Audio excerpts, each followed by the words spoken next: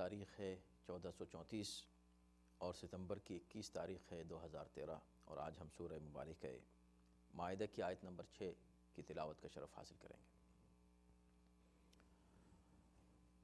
اعوذ باللہ من الشیطان الرجیم، بسم اللہ الرحمن الرحیم، الحمد للہ رب العالمین والصلاة والسلام علی سیدنا و نبینا و مولانا ابی القاسم محمد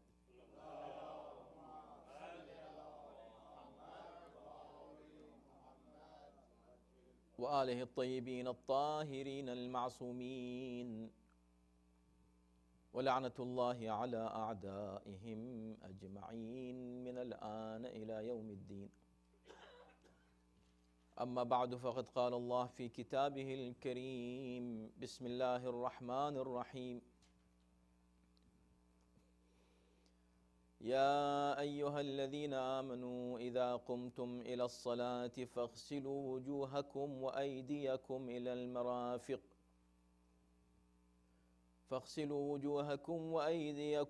المرافق وامسحوا برؤوسکم وارجلکم الى الكعبین وَإِن كُنتُم جُنُبًا فَاطَّهَّرُوا وَإِن كُنتُم مَّرْضَىٰ أَوْ عَلَىٰ سَفَرٍ أَوْ جَاءَ أَحَدٌ مِّنكُم مِّنَ الْغَائِطِ أَوْ لَامَسْتُمُ النِّسَاءَ فَلَمْ تَجِدُوا مَاءً فَتَيَمَّمُوا صَعِيدًا طَيِّبًا فَامْسَحُوا بِوُجُوهِكُمْ وَأَيْدِيكُمْ مِنْهُ ما يريد الله ليجعل عليكم من حرج ولكن يريد ليطهركم وليتم نعمته عليكم لعلكم تشكرون۔ صدق الله العلي العظيم۔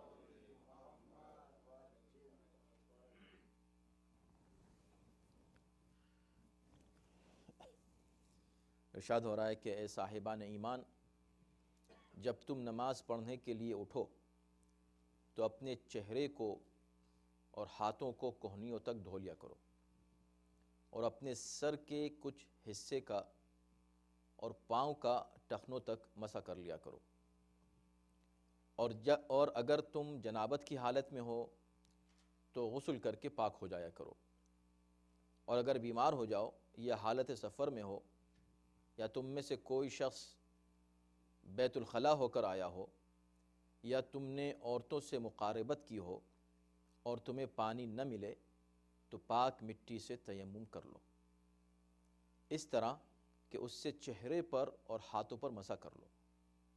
اللہ تمہیں کسی دشواری میں نہیں ڈالنا چاہتا، بلکہ یہ چاہتا ہے کہ تمہیں پاک کر دے اور تم پر اپنی نعمت تمام کر دے تاکہ تم شکر کرتے رہو۔ عزیزان محترم، یہ آیہ کریمہ اس اعتبار سے بہت اہم ہے کہ اس میں وضو کا مجمل مگر بہت واضح طریقہ بتایا گیا ہے۔ نماز سے پہلے طہارت شرط ہے، اور بھی کچھ ایسے اعمال و افعال ہیں اور عبادتیں ہیں کہ جن میں وضو اور غسل جو کہ طہارت ہے، انہیں انجام دینا ضروری ہے۔ اس مضمون کی ایک آیت سورہ نساء کی آیت نمبر 45 میں گزر چکی ہے، وہاں پر بھی غسل اور تیمم کا ذکر تھا، لیکن اس آیت میں وضو کا بھی اضافہ ہے۔ بات شروع یہیں سے ہوتی ہے، یا ایھا الذین آمنوا اذا قمتم الی الصلاۃ، اے صاحبان ایمان جب تم نماز کے لیے کھڑے ہو۔ ہر لفظ پر تفصیل سے مفسرین نے بحث کی ہے۔ سب سے پہلے یا ایھا الذین آمنوا پر بحث ہے، اے صاحبان ایمان، یعنی کیا نماز صرف مؤمنین پر واجب ہے؟ کافروں پر نماز واجب ہے کہ نہیں ہے؟ تو ظاہر ہے کہ ان کے اوپر اللہ پر ایمان لانا پہلے واجب ہے. جب وہ اللہ پر ایمان لے آئیں تو پھر عبادت بھی لازم اور ضروری ہے. خاص طور پر یہ صلاۃ، یہ مخصوص اللہ کی عبادت، ورنہ عمومی طور پر عبادت تمام انسانوں پر واجب ہے، اس لیے کہ اللہ نے تمام انسانوں کو حکم دیا یا ایھا الناس اعبدوا ربکم. لیکن لوگوں کو خطاب کر کے کسی جگہ ان خاص اعمال اور افعال کا اور مناسک کا ذکر نہیں کیا گیا کہ جو فقہی اعتبار سے ایک خاص طریقے سے انجام دیے جاتے ہیں. وہ اعمال عمومی طور پر عبادت کی بات کی گئی، اس لیے کہ جب عبادت کرنے کے لیے آگے بڑھیں گے تو اللہ کی معرفت حاصل کریں گے اور ایمان لے آئیں گے. لیکن یہاں پر خاص طور پر مؤمنین کو اسی لیے خطاب کیا گیا ہے. البتہ کچھ علماء کا یہ بھی نظریہ ہے کہ وہ یہ کہتے ہیں کہ جب خطاب مؤمنین کو ہو تو ضمنی طور پر یہ خطاب تمام انسانوں کو ہے اصل میں، اور یہ ایسا ہی ہے کہ جیسے کوئی شخص یا کوئی حاکم یا کوئی بادشاہ یا باپ اپنے بچوں سے خطاب کرتے ہوئے کہے کہ میرے جو اچھے بچے ہیں، یا بادشاہ کہے میری جو اچھی رعایا ہے اور جو ہر اعتبار سے میرے ساتھ ہیں، انہیں چاہیے کہ ایسا کریں. تو اس کا مطلب یہ نہیں ہے کہ باقی جو لوگ ہیں وہ نہ کریں جو یہ چاہ رہے ہیں، بلکہ ان کا مطلب یہ ہے کہ جو لوگ نہیں ہیں اچھے، وہ اچھے ہو جائیں اور یہ کام بھی کریں جو میں کہہ رہا ہوں. اسی طرح یا ایھا الذین آمنوا کا مطلب یہ نہیں ہے کہ بس مومن یہ کام کریں، تمام انسان یہ کام کریں، لیکن وہ تمام انسان پہلے یا ایھا الذین آمنوا میں داخل ہوں، پھر صلاۃ قائم کریں. یہ مختصر بحث میں نے آپ کے سامنے رکھ دی، ورنہ گفتگو اور بھی ہے. اذا قمتم الی الصلاۃ، جب تم نماز کے لیے کھڑے ہو. قمتم، اب اس پر بحث ہے، قمتم کیا مطلب؟ جب تم نماز کے لیے کھڑے ہو، جب تم نماز کے لیے کھڑے ہو تو وضو کرو. تو جب کھڑے ہو جائیں تب وضو کریں. تو کیا مطلب ہے قمتم کا؟ اسی تو یعنی اگر کوئی شخص یہ سوچے کہ اگر اس کے لفظی آپ ترجمہ کریں اور کہیں کہ جب کھڑے ہو جاؤ تو وضو کرو، تو قمتم کا مطلب ہے جب تم ارادہ کرو کھڑے ہونے کا، جب تم نیت کرو کہ اب میں نماز پڑھوں گا، تم اٹھو نماز پڑھنے کے لیے. تو اٹھو نماز پڑھنے کے لیے، نماز ضرور پڑھو مگر نماز سے پہلے وضو کر لو. بالکل جیسے فَإِذَا قَرَأْتَ الْقُرْآنَ اذا قرأت القرآن فاستعذ باللہ من الشیطان الرجیم. اے نبی جب تم قرآن پڑھا کرو تو پہلے اعوذ باللہ من الشیطان الرجیم کہہ لیا کرو. تو اس میں وہی ہے، جب تم قرآن پڑھو تو اعوذ باللہ کہا، یعنی جب پڑھنا شروع کر دیں بعد میں کہیں نہیں، یعنی پہلے کہہ لو. تو یہ اس پر زیادہ گفتگو کی ضرورت اس لیے نہیں ہے کہ یہ چیز واضح ہے. اس کا یہ مطلب ہے کہ جب تم ارادہ کرو اس عمل کا، اس فعل کا.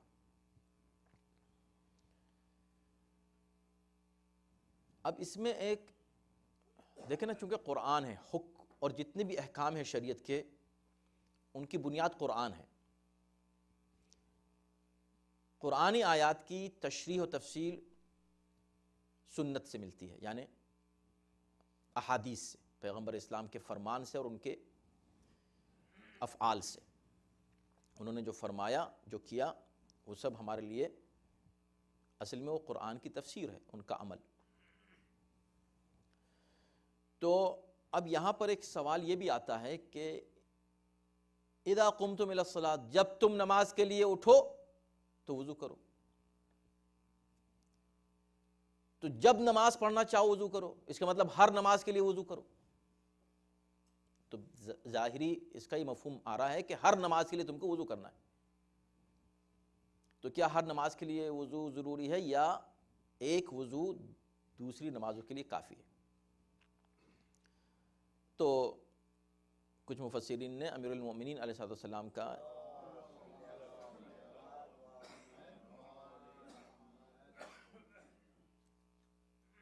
یہ عمل نقل کیا ہے کہ آپ ہر نماز کے لیے وضو فرماتے تھے، اور پیغمبر اسلام کی طرف بھی اس طرح کی اس نسبت ہے موجود کہ آپ بھی ہر نماز کے لیے وضو فرماتے تھے۔ بلکہ کچھ راویوں نے تو یہاں تک کہہ دیا ہے کہ رسول اللہ ایک زمانے میں اس آیت کے نزول سے پہلے کوئی عمل نہیں کرتے تھے بغیر وضو کے، حد یہ کہ سلام کا جواب تک بغیر وضو کے نہیں دیتے تھے۔ یعنی اگر وضو سے نہیں ہے اور کسی نے سلام کیا تھا کہ رک جاؤ پہلے وضو کر لوں تو جواب دیتا ہوں، یہاں تک کہ یہ آیت نازل ہوئی تو پھر پیغمبر اسلام نے فرمایا کہ نہیں، اب جو ہے صرف نماز کے لیے وضو کرنا ہے۔ خیر اب ہم اس میں بھی بہت زیادہ تفصیل میں نہیں جائیں گے، مختصر یہ کہ اس طرح کی روایات ہیں اگر تو ان کو فقہا استحباب پر محمول کرتے ہیں، یعنی مستحب ہے کہ ہر نماز کے لیے وضو کریں، واجب نہیں ہے۔ کیوں؟ اس لیے کہ نماز کے لیے وضو حدث کے دور کرنے کے لیے ہے۔ حدث دو طرح کے ہیں، حدث اصغر، حدث اکبر۔ حدث کہتے ہیں اس فعل کو جس سے طہارت ٹوٹ جائے، وضو ٹوٹ جائے، غسل ختم ہو جائے، اور جس کے بعد نیا وضو واجب ہو جائے نئی نماز کے لیے، اور ان کو نواقض وضو بھی کہتے ہیں۔ وہ عمل کوئی سرزد ہو جائے وہ حدث اصغر ہے، یعنی جس سے اگر وضو واجب ہو جائے تو اس کو کہتے ہیں حدث اصغر، اگر جس فعل سے غسل واجب ہو جائے اس کو کہتے ہیں حدث اکبر۔ تو جب حدث صادر ہو تب وضو کرنا ہے، نہ کہ ہر نماز کے لیے وضو کرنا۔ اور اگر پیغمبر اسلام یا حضرت علی کا یہ عمل تاریخ میں ملتا ہے کہ وہ ایسا فرماتے تھے تو کوئی حرج نہیں ہے، مستحب ہے۔ اگر آپ کر سکیں ہر نماز کے لیے وضو، تجدید وضو، بہت اچھی بات ہے، لیکن ضروری نہیں ہے، ورنہ ایک وضو سے متعدد نمازیں پڑھی جا سکتی ہیں۔ ایک اور تفسیر قمتم کی یہ ہے کہ جب تم نیند سے اٹھو، چنانچہ امام جعفر صادق علیہ السلام سے جب پوچھا گیا کہ مولا یہ بتائیے کہ یہاں قمتم کا کیا مطلب ہے، تو فرمایا کہ اس کا مطلب ہے جب تم نیند سے اٹھو۔ تو ہو سکتا ہے کہ اس روایت میں بھی اشارہ نواقض وضو کی جانب ہو، نہ کہ مخصوصاً صرف سونے سے اٹھنے کی جانب، یعنی کہ یہ نہ سمجھو کہ صرف اگر تم جو ہے بیت الخلاء ہو کر آئے ہو تو تم پر وضو واجب ہے، بلکہ اگر تم سو کر بھی اٹھو، چاہے تم وضو کر کے سوئے تھے تب بھی تم پر وضو واجب ہے، یعنی کہ ہو سکتا ہے اشارہ اس جانب ہو کہ نیند جو ہے وہ نواقض وضو میں ہے، یعنی ان چیزوں میں شامل ہے جس سے وضو باطل ہو جاتا ہے۔ اب اس کے بعد اذا قمتم الی الصلاۃ، اگر تم نماز کے لیے اٹھو تو کیا، اگر اٹھو تو کیا کریں؟ یہاں سے وضو کا طریقہ شروع ہوتا ہے۔ فاغسلوا وجوہکم، جب تم نماز کے لیے اٹھو تو کیا کرو؟ فاغسلوا وجوہکم، اپنے چہرے کو دھو، وَأَيْدِيَكُمْ إِلَى الْمَرَافِقِ، اپنے ہاتھوں کو دھو کہنیوں تک، وَامْسَحُوا بِرُؤُوسِكُمْ، اور مسح کرو اپنے سر کا، وَأَرْجُلَكُمْ، اور اپنے پیروں کا۔ اب یہ پیروں کا، ٹھیک، اب ایک ایک لفظ پر ہم گفتگو کرتے ہیں۔ فَاغْسِلُوا وُجُوهَكُمْ، تو تم دھو اپنے چہرے کو، ٹھیک ہے، یہ تو بالکل واضح ہے، اتنا کلیئر ہے کہ اب اس میں کوئی بحث کی گنجائش بظاہر نہیں ہے، مگر پھر بھی ہے کیا چہرے کو دھو، چہرے کی حد کیا ہے؟ عمومی طور پر جب آپ چہرہ کہتے ہیں تو اس کی حد معلوم ہے، معروف ہے، اس کے باوجود بھی اس کی تشریح کی گئی ہے۔ معروف اس لیے ہے کہ بھئی چہرہ وہ ہے جو آپ کو نظر آ رہا ہے سامنے، اس کو چہرہ کہتے ہیں۔ یعنی یہ جو سر کے بال جہاں سے اگتے ہیں نظر آ رہے ہیں، اور تھوڑی تک لمبائی میں یہ، اور چوڑائی میں انگوٹھے اور بیچ کی انگلی کے درمیان جتنا حصہ آ جائے، یا یہ کہ کانوں کے یوں آپ سمجھیں کہ یہ بالوں کے درمیان جتنا آپ کا چہرے کا حصہ ہے وہ اصل میں چہرہ ہے۔ یہ نیچرلی ہر انسان اس کو یہی سمجھتا ہے، ورنہ اگر مثلا یہ بال نہیں ہے، کسی کے بال نہیں ہیں، آگے تک بال نہیں ہیں، تو اس کو چہرہ نہیں کہے گا کہ یہ چہرہ ہے، اس کا اوپر کے حصے کو چہرہ نہیں کہے گا۔ خود بخود چہرہ جو ہے وہیں اس کی نظر میں آئے گا کہ چہرہ وہ ایریا ہے کہ جہاں عمومی طور پر بال پیشانی کے اگتے ہیں، تو اس میں پیشانی شامل ہے، پیشانی کے اوپر کا حصہ شامل نہیں ہے، تھوڑے تک شامل ہے، اب یہاں تک گلے کو تو چہرہ نہیں کہتے۔ تو یہ چیز بالکل واضح ہے، اور روایت میں بھی یہی بات بیان کی گئی ہے۔ چنانچہ امام محمد باقر علیہ السلام سے روایت ہے، آپ نے یہی حدود بیان فرمائے، اور یہ حدود بیان فرمانے کے بعد یہ کہا کہ جو اس سے زیادہ اگر دھو لے تو اس کو فائدہ نہیں ہوگا، اور جو اس سے کم دھوئے اس کا وضو صحیح نہیں ہوگا۔ تو یہی اوریجنلی حصہ ہے۔ اچھا، یہ سب بات کرنے کے بعد یہاں ہم ختم کر سکتے ہیں گفتگو کو کہ یہ قرآنی بلاغت ہے کہ چونکہ چہرہ ایک ایسا لفظ ہے وجوہ جو وجہ کی جمع ہے، وجہ یعنی چہرہ، تو چونکہ اٹ از ویری کلیئر، بہت صاف ہے کہ چہرہ کس کو کہتے ہیں، اس کو بیان کرنے کی ضرورت نہیں ہے، اس پہ وقت صرف کرنے کی ضرورت نہیں ہے۔ اس لیے قرآن نے کیا کیا کہ بس اتنا کہہ دیا فاغسلوا وجوہکم، اپنے چہرے کو دھو۔ کہاں تک دھو یہ کچھ نہیں، بس چہروں کو دھو۔ لیکن جب ہاتھ دھونے کی بات آئی تو وہاں پر حد بندی کر دی۔ یہ ہے بلاغت قرآن کی۔ دیکھیں کتنے کم الفاظ قرآن نے یوز کیے ہیں، مختصر الفاظ میں پورے وضو کا طریقہ بتا دیا۔ وَأَيْدِيَكُمْ إِلَى الْمَرَافِقِ، وَأَيْدِيَكُمْ، تو چہروں کو دھو، وَأَيْدِيَكُمْ، اور اپنے ہاتھوں کو دھو۔ تو یہاں رکا نہیں، إِلَى الْمَرَافِقِ، کیوں؟ اس لیے کہ ہاتھ عربی میں لفظ ید اور اردو میں بھی ہاتھ 3 حصوں کے لیے استعمال ہوتا ہے۔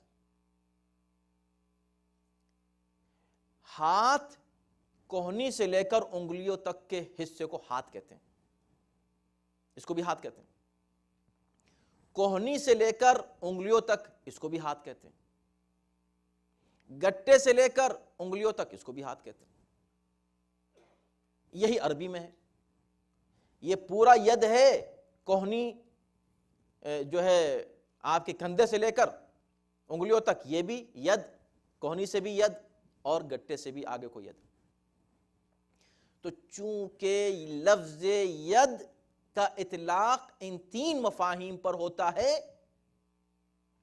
تو یہاں پر اب یہ قید لگا دی کہ الی المرافق، کوہنیوں تک دھو۔ اب جب کوہنیوں تک دھو کی بات آئی تو ایک سوال یہاں ایک اور پیدا ہوا کہ کوہنیوں تک کیا ہے؟ یہ لفظ الی تک، اس میں 2 لفظ آئے، یعنی 2 بحثیں شروع ہوئی۔ غور سے سنتے جائیے گا۔ پہلی بحث یہ ہوئی کہ الی المرافق، دھو کوہنیوں تک، تو کوہنیاں شامل ہیں یا کوہنی کو چھوڑ کر کوہنی کی حد جہاں سے شروع ہوتی ہے وہاں تک دھونا ہے؟ تو کہا نہیں، الی مع کے معنی میں یعنی ساتھ، کوہنیوں کو بھی دھو لو، کوہنیاں بھی شامل ہیں الا میں۔ دوسرا سوال آیا یہ تک الا، یہ تک جو ہے اس کا مطلب کیا ہے؟ کیا ایک جگہ سے یعنی سے اور تک، شروع اور اختتام، یہاں سے سٹارٹ کرو یہاں ختم کرو، یہ بیان کیا جا رہا ہے؟ یا یہ کہ نہیں، حد بیان کی جا رہی ہے، نہ کہ شروع اور اختتام؟ اگر ہم یہ کہیں کہ یہاں سے اپنے گھر تک جائیے تو صحیح ہے، اس سے مطلب ہوا کہ یہاں اسٹارٹ، یہاں سے آپ شروع کریں گے اور گھر تک جا کے رک جائیں گے۔ لیکن اگر ہم کہیں کہ یہ پورا علاقہ صاف ہونا چاہیے یہاں سے لے کر آپ کے گھر تک، تو اس کا مطلب یہ کہ آپ یہاں سے سٹارٹ کریں گے صاف کرنا؟ نہیں، یہ حد ہے، یعنی کتنا ایریا صاف ہونا چاہیے، اس جگہ سے لے کر آپ کے گھر تک صاف ہونا چاہیے۔ آپ وہ گھر سے سٹارٹ کریں صاف کرنا چاہیے، یہاں سے سٹارٹ کریں صاف کرنا چاہیے، بیچ سے سٹارٹ کریں صاف کرنا۔ تو جب ہم نے یہاں اس جملے میں تک استعمال کیا تو اس کا مطلب یہ نہیں کہ یہاں سے شروع کرو اور وہاں ختم کرو، بلکہ یہ جرنل ہے کہ تم کو یہاں سے یہاں تک صاف رکھنا ہے۔ اسی طرح قرآن نے جب کہا کہ فَاغْسِلُوا أَيْدِيَكُمْ فَاغْسِلُوا وُجُوهَكُمْ، اپنے چہرے کو دھو، تو چہرے کے حد بیان کرنے کی ضرورت نہیں تھی۔ وَأَيْدِيَكُمْ، اپنے ہاتھوں کو دھو، تو جب کہا ہاتھوں کو دھو تو یہاں چونکہ ہاتھ کے مختلف مفاہیم سامنے آ رہے تھے تو یہاں حد بیان کرنے کی ضرورت پیش آئی، نہ کہ شروع اور اختتام، حد بیان کرنا ہے کہ بھئی ہاتھ کہاں تک دھوئیں، کوہنی تک دھوئیں یا کندھے تک دھوئیں یا گٹے تک دھوئیں؟ تو وہ کہہ رہے ہیں کہ نہیں، اتنا حصہ دھو، یہاں سے لے کے یہاں تک دھو۔ تو دونوں صورتیں اس میں محتمل ہیں، مگر کچھ لوگ ضد کرتے ہیں کہ نہیں، چونکہ کہا کوہنیوں تک دھو تو لہذا شروع کرنا ہے انگلیوں سے اور دھونا ہے کوہنیوں تک۔ آپ سوچیں، دیکھیں، یہ قرآن ہے آپ کے سامنے اور کوئی شخص جو ہے قرآن سے ہٹ نہیں سکتا اپنے دعوے میں۔ کہاں سے یہ ثابت ہے کہ یہی دھونا چاہیے، اسی طرح دھونا چاہیے؟ کہا چونکہ تک لکھا ہوا ہے، تک لکھا ہوا ہے، تو ایک بات یہ ہے کہ بھئی یہ جو تک ہے اس سے قطعاً یہ ثابت نہیں ہو رہا ہے کہ آپ شروع وہاں سے کریں، یہ حد بندی ہے، اس کے علاوہ کچھ نہیں۔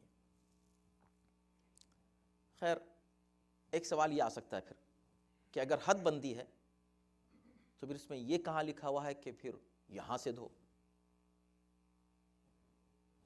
یہاں سے دھو؟ اس کا مطلب دونوں صحیح ہونے چاہیے۔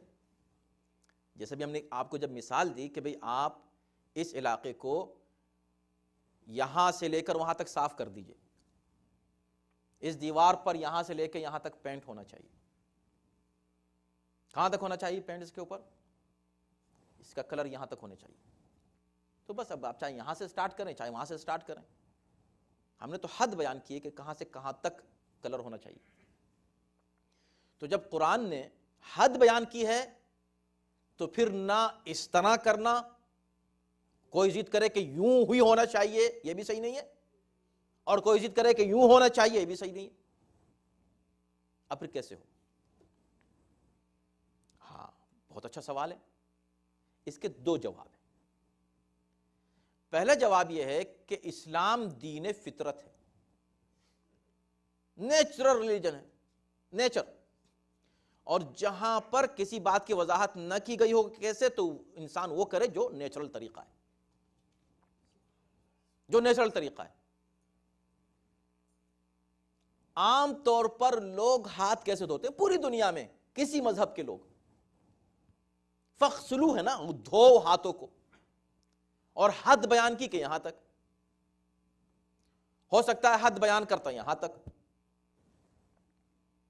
تو ہاتھوں کو دھو کہاں سے؟ تو پھر یوں دھو. کوئی دنیا میں دھوتا ہے اس طرح ہاتھ؟ الٹے ہاتھ کہیں دنیا میں آپ دکھائیے کہ کوئی اس طرح ہاتھ دھوتا ہے. ہاتھ ہمیشہ جب بھی کوئی دھوئے گا اس طرح دھوئے گا. کسی وجہ سے وہ ہاتھ دھونا چاہتا ہے، جہاں تک بھی چاہے گٹے سے دھونا چاہتا ہے تو بھی ہاتھ نیچرلی ایسے لائے گا، نہ کہ ایسے رکھے گا ہاتھ. اگر اتنا بھی دھونا ہے کسی کو ہاتھ، کسی بھی انسان کو، تو نیچر طریقہ ہے. اور آگے سے یہاں سے دھونا ہے تو اور یہاں سے لے آئے گا، آگے سے یہاں سے. تو یہ نیچرل طریقہ ہے. اگر قرآن نے نہیں بیان کیا کیسے، تو نیچرل. اور یہی نیچر جو ہے نا، یہی فطری طریقہ اور طبیعی انداز اور اسٹائل جو ہے، یہ ہر جگہ اپلائی ہوتا ہے. یعنی مثلا نماز میں ہاتھ کہاں رکھیں جب کھڑے ہوں؟ تو بھئی قرآن کہہ رہا ہے کہ کھڑے ہو جاؤ نماز کے لیے، کھڑے ہو جاؤ. آپ کسی بچے سے کہیں کھڑے ہو جاؤ، ہم آپ سے اس وقت کہیں کھڑے ہو جاؤ، آپ کیسے سر کے اوپر ہاتھ رکھ کے کھڑے ہوں گے؟ آپ کھڑے ہوں گے جو نیچرل طریقہ ہے کھڑے ہونے کا، سیدھے سیدھے ہاتھ سیدھے کھڑے ہو جائیں گے. جیسے آدمی ایک طبیعی طور پر کیسے کھڑا ہوتا ہے. اگر آپ اس طبیعی طریقے کے علاوہ ایک نیا طریقے سے آپ کھڑے ہو رہے ہیں، کھڑے تو ہو رہے ہیں مگر ہاتھ آپ نے کندھے پہ رکھ لیا، تو ہم آپ سے کہیں گے بھائی سیدھے کھڑے ہو جاؤ. تم سے میں نے کہا کھڑو، سیدھے کھڑو، تو سیدھا تو کھڑا ہوں، کہ ہاتھ کہاں رکھ لیا یہاں پر تم نے؟ تو اگر ہاتھ آپ یہاں رکھ کر کھڑے ہوں تو آپ کو حکم دینا میں ایک اضافی لفظ استعمال کرنا پڑے گا، کھڑے ہو جاؤ ہاتھ کندھے پر رکھ کر. لیکن اگر نہیں ہے وہ اضافی قید تو سیدھا کھڑا ہوگا انسان. سمجھ گئے؟ اسی انداز سے یہاں پر ہے. ہاتھ آپ کہاں رکھیں؟ سینے پہ رکھیں، پیٹ پہ رکھیں، ہاتھ کے اوپر ہاتھ رکھیں یا ہاتھ کھلا رکھیں. نیچرل طریقہ کیا ہے بتاؤ پہلے، کہ یہ ہے بس. اگر یہ ہے تو جو لوگ نیچرل طریقے سے کھڑے ہوں گے ان پر واجب نہیں ہے کہ دلیل لائیں کہ ہم ہاتھ کھول کے کھڑے ہو رہے ہیں. دلیل کس کے اوپر واجب ہے لانا؟ وہ جو کسی اور طریقے سے کھڑے ہو رہے ہیں. اور اگر کوئی کہے کہ نہیں جناب یہ تو اچھا لگتا ہے، زیادہ احترام ہے، تو زیادہ احترام اس پھر ایسے ہاتھ جوڑنے میں بھی ہے. ہاتھ جوڑ کے کھڑے ہو جاؤ اللہ کے سامنے. تو تمہیں یہ دلیل لانی پڑے گی کہ یہ ہاتھ تم نے کیوں جوڑے، یا ہاتھ تم نے یہاں کیوں رکھے، یا ہاتھ تم نے کندھے پہ کیوں رکھے، یا پیٹ پہ کیوں رکھے. اسی طرح یہاں پر اگر انگلیوں سے شروع کر رہے ہیں تو دلیل لانی پڑے گی کہ بھئی ایسا کیوں کیا. صرف یہ کہ تک الہ، یہ نہیں، یہ کوئی دلیل نہیں ہے. یہ تو یہ ایک بات ہوئی. دوسری دلیل کہ بھئی کیوں اس طرح دھونا چاہیے، کوہنی سے سٹارٹ کیوں کرنا چاہیے. تو پہلی دلیل کیا تھی؟ نیچرل طریقہ ہے. دوسری دلیل کیا ہے؟ دوسری دلیل ہے وہی جو ابھی ہم مانگ رہے تھے کہ کوئی بھی طریقہ اگر تم اختیار کرو تو بیان کرو، اس کی دلیل دو. حالانکہ یہ نیچرل ہے، اس میں ہمیں دلیل دینے کی ضرورت نہیں ہے، پھر بھی ہمارے پاس ایکسٹرا دلیل کیا ہے کہ یہ طریقہ ہم کو اہل بیت نے سکھایا ہے. وَأَهْلُ الْبَيْتِ أَدْرَى بِمَا فِي الْبَيْتِ. یہ بہت ہی معروف مقولہ ہے عربی کا، ہر گھر پر اپلائی ہوتا ہے کہ گھر والے بہتر جانتے ہیں کہ گھر میں کیا ہے. تو طریقہ وضو ہم کو اس انداز سے کس نے سکھایا؟ اہل البیت نے سکھایا. اور یہ وہی نیچرل کہ مثلا چہرہ بھی آپ دھوئیں گے تو یہ تھوڑی ہے کہ یہاں سے اسٹارٹ کریں گے ٹھوڑی سے اوپر تک. اگر ہم آپ سے پوچھیں کہ بھئی آپ کو چہرہ کہاں سے کہاں تک دھونا ہے تو آپ بتائیں گے کہ یہ ایریا ہے، یہ حد بندی کریں گے. تو آپ نیچے سے اوپر، دائیں سے بائیں نہیں لے جائیں گے، سیدھے جو نیچرل طریقہ وہ لائیں گے. اور یہی اہل بیت نے تعلیم ہم کو دی ہے. اور یہ تعلیم اہل بیت ہے، بلکہ پورا وضو، یعنی جس پر ابھی بعد میں بھی گفتگو ہوگی، ابھی مین گفتگو جو ہے وہ ارجل کے اوپر آئے گی. مگر اس پورے کو، یہ پورا طریقہ ہم کو کس نے سکھایا؟ اہل بیت نے. امام حسن اور امام حسین علیہ السلام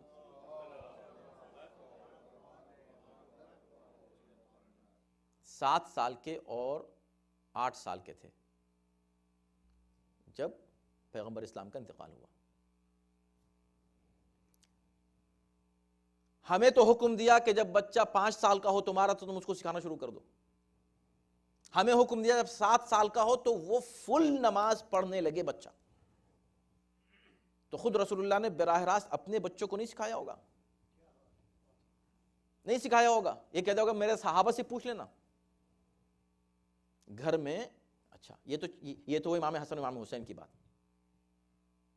جس نے پہلی نماز رسول اللہ کے ساتھ پڑھی, پہلی ہسٹری کی, جب نماز کا وجوب نازل ہوا, جب سے جو نماز پڑھی جس نے ساتھ میں, اس کی پرورشی رسول کر رہے تھے.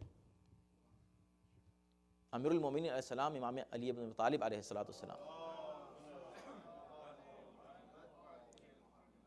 کس کے گھر میں پلے بڑھے, کہاں بڑے ہوئے, کہاں جوان ہوئے. تو اس میں تو کوئی اختلاف کسی کو ہے ہی نہیں کہ رسول اللہ نے پرورش کی حضرت علی کی, انہوں نے پالا. اور اس میں بھی کسی کو اختلاف نہیں ہے کہ پہلی نماز جماعت, میں جماعت کی بات کر رہا ہوں نا, نماز تو کب سے پڑھ رہے تھے حضرت علی, لیکن پہلی نماز جماعت وہ بھی جو لوگوں نے دیکھی, ورنہ یہ بھی جماعت پتہ نہیں کب سے ہو رہی تھی. پہلی نماز جماعت جو لوگوں نے دیکھی ہے اس میں پیغمبر اسلام ہیں, مولائے کائنات ہیں اور جناب خدیجہ ہیں. تو مولائے کائنات کو نماز کے لیے طریقہ نہیں سکھایا ہوگا وضو کا, تو پھر وضو کا صحیح طریقہ کہاں سے ملے گا؟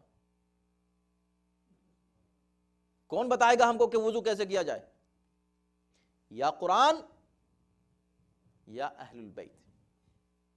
اس کے علاوہ کسی کو کوئی حق حاصل نہیں ہے کہ وہ آ کر ہم سے یہ کہے کہ بھئی نماز ایسے پڑھو اور وضو ایسے کرو. ہم ویسے کریں گے جیسے رسول اللہ نے ہم کو بتایا ہے. اور رسول اللہ نے کیسے بتایا ہے؟ جس کی خود براہ راست ڈائریکٹ پرورش کی ہے. میں آپ کو صرف بتا ہی تو رہا ہوں, اس وقت یہاں بتا ہی تو رہا ہوں, لیکن اپنے بچے کو میں پریکٹیکلی دیکھتا ہوں کہ صحیح کر رہا ہے کہ نہیں.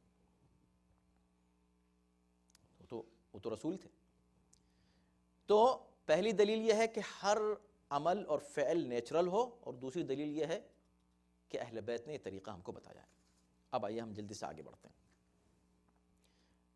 ٹائم پر بھی ذرا دیکھیں نظر ہو کہ کیا ہے وقت. 10 منٹ ہمارے پاس ہیں. وَامْسَحُوا بِرُؤُوسِكُمْ, اور تم اپنے سروں کا مسح کرو. سروں کا مسح کرو. ہم کو جلدی جلدی گزرنا ہے لیکن ہم اس کو کنٹینیو کریں گے نیکسٹ ویک, اس لیے کہ کچھ اہم مسائل رہ جائیں گے. وَامْسَحُوا بِرُؤُوسِكُمْ, اب تم مسح کرو اپنے سر کا. دیکھیں یہ ہے قرآن کی بلاغت بھائی, مختصر سے مختصر الفاظ میں کتنی بڑی بات. وہاں کیا تھا؟ فَاغْسِلُوا وُجُوهَكُمْ, اپنے چہروں کو دھو. یہاں کیا ہے؟ مسح کرو سروں کا نہیں, بے رؤوسکم. رؤوس رأس کی جمع ہے, نوٹ کیجئے ان باتوں کو. رؤوس رأس کی جمع ہے, رأس یعنی سر. فَامْسَحُوا وَامْسَحُوا رؤوسکم نہیں ہے, وَامْسَحُوا بے رؤوسکم. بے جو ہے, یہ جو بے کا اضافہ یہاں پر ہے, یہ تبعیض کے لیے آتی ہے. تبعیض کا مطلب یعنی یہ بیان کرنے کے لیے پارٹ آف اٹ, بعض, کچھ حصہ, پورا نہیں. تو چونکہ چہرے کے لیے تحدید کی ضرورت نہیں تھی حد بندی کی, مگر سر اس پورے حصے کو کہتے ہیں جو گردن کے اوپر ہے, اس کو پورے کو سر کہتے ہیں. اور ایٹ لیسٹ اگر آپ چہرے کو بھی ہٹا بھی دیں, حالانکہ نہیں ہٹتا سر سے, لیکن پھر بھی اگر کوئی کہے کہ نہیں چہرہ تو الگ ہے, تو بھی سر کے 4 حصے تو ہیں, دائیں طرف کا حصہ, بائیں طرف حصہ, پیچھے کا حصہ, آگے کا حصہ. تو کیا پورے سر کا مسح کیا جائے؟ اور سر میں کان بھی شامل ہے, کان کا بھی مسح کیا جائے؟ جی نہیں، برؤوسکم، پورے سر کا مسح نہیں ہے قرآن میں۔ پھر جو لوگ پورے سر کا مسح کرتے ہیں اور کان بھی شامل کرتے ہیں، یہ کہاں سے لائیے؟ قرآن یہ نہیں کہہ رہا ہے وَامْسَحُوا رُؤُوسَكُمْ، پورے سر کا مسح کرو، کب کہا؟ بِرُؤُوسِكُمْ، ایک حصے کا مسح کرو۔ اب پھر وہی بات آئے گی، اگر یہ کہا کہ ایک حصے کا مسح کرو تو پھر یہ حصہ کون سا ہے؟ بھئی چہرہ تو اس لیے نہیں ہو سکتا اس لیے کہ چہرے کے غسل کرنے کا جو ہے غسل کا حکم پہلے دے چکا ہے، یعنی اس کو دھو لو۔ پھر باقی رہ جاتے ہیں 4 حصے سر کے۔ نیچے کا حصہ بھی نہیں گنا جا سکتا اس لیے کہ گردن ہے، اس لیے کہ کسی بھی شے کے 6 ڈائمنشن ہوتے ہیں، مطلب 6 حصے ہوتے ہیں، 3 ڈائمنشن۔ تو گردن نکل گئی، چہرہ نکل گیا، رہ گئے 4 حصے۔ اب ان میں کون سا حصہ دھویا جائے، مطلب کس پر مسح کیا جائے؟ تو یہاں پھر وہی جواب ہوگا کہ بھی دیکھو نیچرلی جاؤ، ہر چیز کے اوپر فطری طور پر جاؤ، طبیعی طور پر کس حصے پر کون سا حصہ ایزی ہے ٹو ریچ، کون سا حصہ معقول ہے کہ وہاں پر اگر کہا جائے کہ بھئی کسی تھوڑے سے حصے کے اوپر تم ایسا کر لو تو کہاں کرو گے تم؟ سامنے کا حصہ، اگلا حصہ جو ہے یہ سر کا، یہ زیادہ قرین عقل و قیاس ہے کہ اگر بعض سر کا مسح کیا جائے تو اس بعض میں ہم اس کو جو ہے اولیت دیں۔ اور پھر دوسرا اس کا جواب وہی کہ اہل بیت نے ہم کو یہ طریقہ سکھایا ہے۔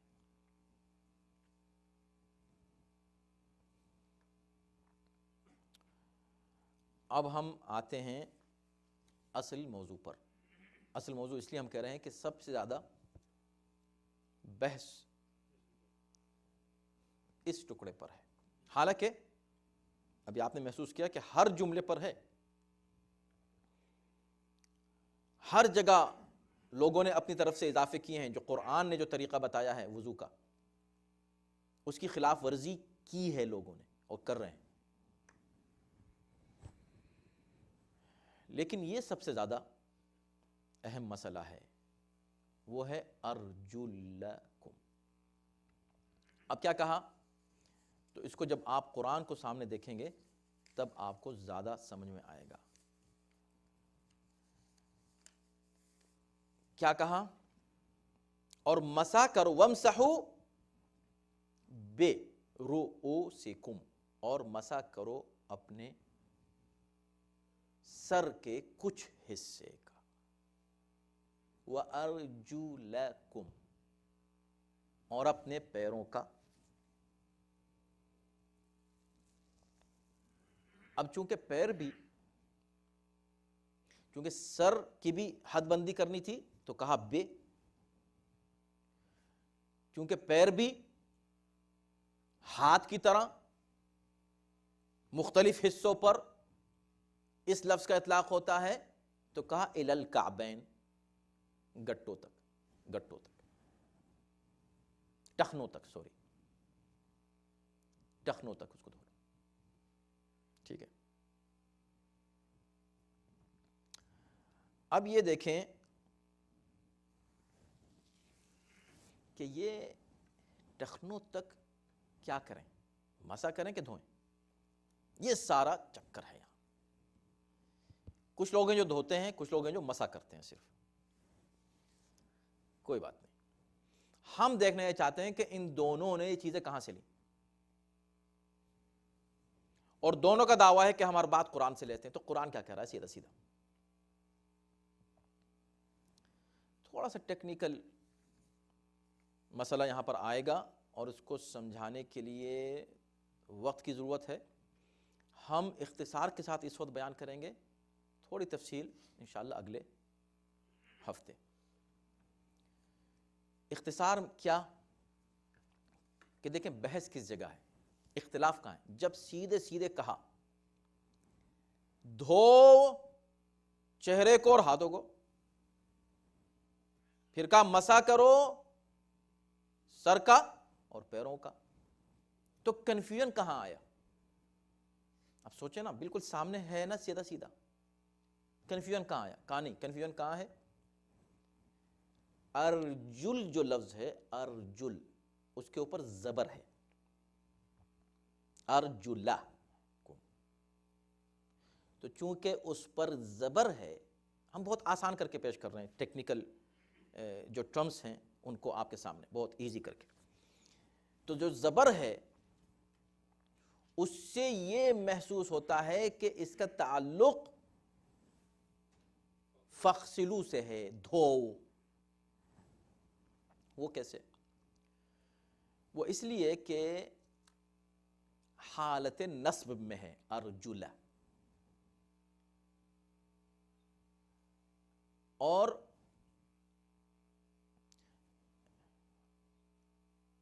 ارجلہ چونکہ حالت نصب یعنی اس پر زبر ہے، اس کا عطف ہم کرتے ہیں کس پر؟ فغسلوا وجوہکم وایدیکم وارجلکم.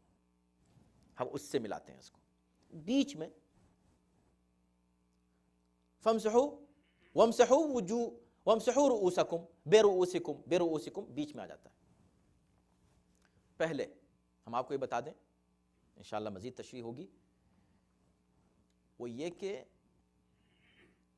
قراءت دونوں طرح ہیں اس کی موجود، اور دونوں معتبر قراءتیں ہیں. ارجلکم بھی زیر کے ساتھ بھی پڑھا گیا ہے، ارجلکم زبر کے ساتھ بھی پڑھا گیا ہے. اب چونکہ یہ ذرا گرامر کی بحث ہے اور ہم اس کو بہت آسان کر کے پیش کرنا چاہ رہے ہیں کہ دیکھیں، چکر یہ ہے کہ جب کہا مسا کرو سر کا تو اس میں لفظ بے لگا دیا. بے، بے جو ہے حروف جارہ میں سے ہے، یعنی جہاں جہاں قرآن میں آپ دیکھیں کسی لفظ کے آگے بے لگ گیا حرف جر، تو اس میں زیر آ جاتا ہے اس لفظ کے اوپر. اس کو جر سے پڑھیں گے، یعنی کہ اس پہ بسمل، بسم تو میم کے نیچے کیا ہے؟ زیر ہے. کیوں ہے زیر؟ اس لیے کہ بے آ گیا ہے، بے حرف جر ہے. جہاں یہ بے آئے گا 17 ایسے حروف ہیں، 17، کہ جہاں یہ آ جائیں تو فوراً اس کے بعد کے لفظ کے اوپر زیر آئے گا. یہ گرامر ہے، عربی کا گرامر ہے. تو یہ کہہ رہے ہیں کہ مسا کرو بے رؤوسکم، اپنے سر کا. بے رؤوس سے، تو اب یہاں رؤوس کے اوپر کیا آئے گا؟ بے کی وجہ سے ماشاءاللہ زیر آئے گا. ٹھیک ہے، جب زیر آئے گا تو اس کے بعد ہے واو حرف عطف. ہم بہت آسان سے بہت ایزی کر کے پیش کرنا چاہ رہے ہیں. واو حرف عطف ہے. جب واو حرف عطف ہے، یہ عطف کیا مطلب؟ یعنی ایک ہوتا ہے معطوف، ایک ہوتا ہے معطوف علیہ. دو لفظ ہیں ان کو واو سے جوڑا جاتا ہے، اینڈ عرب جو ہے انگلش میں، اور جو ہے اردو میں. یہ کتاب اور یہ قلم اور یہ کرسی اور یہ میز اور معطوف، معطوف علیہ. عربی گرامر کے لحاظ سے جب واو لگ جائے، حرف عطف آ جائے اور معطوف ہے اور معطوف علیہ، تو دونوں کا اعراب ایک ہوتا ہے. تو بے رؤوسکم کے ساتھ جب واو لگا تو ہونا چاہیے ارجلیکم. توجہ کیجئے کہاں ہے کنفیوژن، اب آپ کے سمجھ میں آ جائے گی بات پوری. ارجلیکم، چونکہ واو حرف عطف آ گیا تو جو اعراب اس سے پہلے ہے وہی اس کے بعد آنا چاہیے. اگر پہلے زیر ہے تو یہاں بھی زیر آئے گا، اور جتنے بھی واو آتے جائیں گے، 10 بھی اگر آئیں گے تو سب پہ زیر آتا چلا جائے گا. یہ اصول آپ قرآن میں جب پڑھیں گے نا، اگر یہ گرامر کا یہ اصول آپ نے دیکھ لیا تو قرآن میں ہر جگہ آپ کو یہ نظر آئے گا. عربی کا اصول ہے یہ. اگر وہاں زبر تھا تو بس آخر تک زبر آتا چلا جائے گا. اگر وہاں پیش پڑا ہے تو واو آنے کے بعد ہر لفظ کے اوپر پیش آتا چلا جائے گا. رفع ہے تو رفع، نصب ہے تو نصب، جر ہے تو جر. تو وہ یہ کہہ رہے ہیں کہ بھئی دیکھیں بے رؤوسکم پر زیر ہے، اگر یہ واو عطف، یہ واو کے بعد عطف، اس کا تعلق رؤوس سے ہوتا، مسح کرنے سے سر سے ہوتا، تو اس پہ زیر آتا. چونکہ اس پہ زیر نہیں ہے، زبر ہے، لہٰذا ہم وہ والی واو تلاش کریں گے کہ جس سے یہ اس کیٹیگری میں آ جائے زبر والی، اور وہ ہے کون سا؟ وجوہکم. فاغسلوا وجوہ، زبر ہے پر. فاغسلوا وجوہ ایدیکم، اور اپنے ہاتھوں کا. وارجلکم، تو یہ تینوں ایک ہی کیٹیگری میں آ رہے ہیں، اس لیے ہم نے اس کو اس سے ملا کے اس کا دھونا واجب سمجھا. سمجھ گئے؟ یہ سب سے مضبوط دلیل ہے ان کی. اچھا، جب ہم نے یہ دلیل دے دی آپ کے سامنے، کیونکہ جب تک کسی کے نظریے کو آپ نہ سمجھیں ٹھیک سے، ان نیسیسری کسی کی مخالفت کرنا ٹھیک نہیں ہے. یہ بالکل ہم لوگ کے اصول کے خلاف ہے کہ اللہ صاحب یہ ایسا کیوں کر رہے ہیں. نہیں، ان کی دلیل کیا ہے؟ ان کے پاس بھی کوئی دلیل ہوگی، ایسے ہی آنکھ بند کر کے نہیں کرتا کوئی. ان کی یہ دلیل ہے جو میں نے آپ کے سامنے وضاحت سے پیش کی. اس کا جواب ہم کیا دیتے ہیں؟ ہم یہ کہتے ہیں کہ، اور یہاں سے ہم انشاءاللہ بعد میں آپ کو بتائیں گے، لیکن چونکہ اتنی بات ہو گئی، تھوڑا سا جواب دے کر تفصیل سے جواب آپ اگلے ہفتے سنیے گا. کہ ہاں یہ بات صحیح ہے کہ اس کے اوپر زبر ہے، اس وقت جب ہم قرآن پڑھتے ہیں اس کے اوپر زبر ہے، لیکن یہ زیر زبر اور اس طرح کی چیزیں جو ہیں یہ قراءتوں پر مبنی ہیں، اور قرآن کی 7 قراءتیں ہیں. کتنی؟ 7، جن میں سب سے معروف عاصم کی اور حفص کی قراءتیں. کسی بھی اسکالر نے، مفسر نے، محقق نے اس بات کا انکار نہیں کیا ہے کہ قراءتیں دونوں طرح ہیں. اس کو ارجلکم بھی پڑھا گیا ہے، اس کو ارجلیکم بھی معتبر لوگوں نے پڑھا ہے. معتبر، یہ شیعوں کی بات نہیں اور کہ شیعوں نے پڑھا ہے ارجلیکم، نہیں، معروف قراء نے اس کو ارجلیکم بھی پڑھا ہے، ارجلکم بھی پڑھا ہے. پہلی بات تو یہ ہوئی. دوسری بات یہ ہے، اور آپ کو لطف آئے گا انشاءاللہ اگلے ہفتے جب آپ یہ سنیں گے، کہ گرامر کے لحاظ سے چاہے ارجلیکم پڑھا جائے چاہے ارجلکم پڑھا جائے، دونوں طریقے سے مسح ثابت ہے، دھونا ثابت نہیں ہے. گرامر کے لحاظ سے بات کر رہے ہیں. جو کہا نا کہ بھئی یہ جو ہے زبر کی وجہ سے ہم نے اس کو وہاں ملا دیا، وہاں ملا ہی نہیں سکتے. یہ گرامر کے اصولوں کے خلاف ہے کہ ایک فعل وہاں، فعل یعنی زبر کیوں ہے، یہ بھی اس کا بھی ایک ریزن ہے. جیسے یہاں زیر کیوں ہے؟ بے کی وجہ سے. زبر کیوں ہے؟ اس لیے کہ فاعل، فعل، فاعل، مفعول. فعل ہوتا ہے، اس کا جو مفعول ہے اس پر زبر ہوتا ہے. دھو، دھو تو یہ فعل ہے، اسی میں فاعل بھی شامل ہے. تم دھو، تم جو ہو فاعل ہو. کیا دھو، یہ مفعول ہے. تو جو کیا دھو آئے گا نا وہ ہمیشہ اس پر زبر آئے گا، اس لیے کہ مفعول ہے. کیا دھو اس کو مفعول ہے، زبر آئے گا اس پر. تو کہا دھو دو چیزیں، مسح کرو. ہم یہ کہتے ہیں کہ دو چیزیں، وہ کہہ رہے ہیں ایک چیز نہیں. بے رؤوسکم، یہاں جو محل ہے، اگر بے نہ ہوتا، اگر بے نہ ہوتا تو کیا ہوتا؟ وامسحوا رؤوسکم ہوتا، وامسحوا رؤوسکم ہوتا. یہ تو رؤوسکم کیوں؟ اس لیے کہ دھو وجوہکم، جس چیز کو دھویا جائے وہ مفعول ہے، مفعول ہے تو زبر ہے، جس چیز کو مسا کیا جائے وہ مفعول ہے، مفعول ہے تو زبر ہے۔ تو میرے بھائی یہاں پر رؤوسکم زبر کی حالت میں ہے، چاہے اس پر زیر ہے لیکن وہ حالت نصب میں ہے، اس کو کہتے ہیں حالت نصب، گرامر کے لحاظ سے حالت نصب میں ہے۔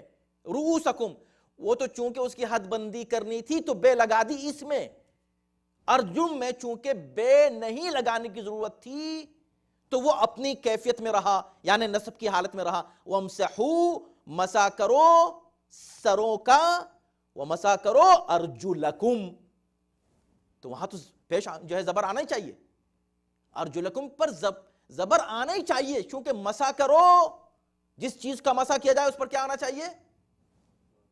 ارجلکم۔ تو یہ کہاں سے یہاں سے لے کے اٹھا کے وہاں ملا رہو جبکہ بیچ میں ایک فعل موجود ہے؟ یہ تو قطعاً گرامر کے خلاف ہے کہ امسحو وامسحو، ایک عامل فعل یہاں موجود ہے جو عمل کر رہا ہے نصب کا اس کے اوپر، اس کو تم اٹھا کے ملا رہے ہو اس والے فعل سے کہ جو بہت دور ہے۔ یعنی گرامر کے لحاظ سے ہم بات کر رہے ہیں، غلط تھے یہ۔ اور اس کی مزید تشریح، چونکہ ٹائم بالکل ختم ہو چکا ہے اور بات بالکل بیچ میں رہ گئی ہے، لہٰذا ہم اس کو انشاءاللہ اگلے ہفتے تھوڑی سی اور مزید وضاحت سے پیش کریں گے، اور آپ کے سامنے کچھ مفسرین کے اقوال بھی پیش کریں گے، اور آپ کے سامنے پھر کچھ احادیث اور روایات بھی پیش کریں گے، جس سے صحیح طریقے سے معلوم ہوگا کہ قرآنی طریقہ وضو کیا ہے۔ فرقوں میں اس کو مت تقسیم کرو کہ کون فرقہ کیا کہہ رہا، ہم سے مطلب نہیں، ہم یہ دیکھنا چاہتے ہیں قرآن ہمیں وضو کا کیا طریقہ سکھا رہا ہے، جو قرآن بتائے گا ہم اسی کو قبول کریں گے۔ صلوات بر محمد۔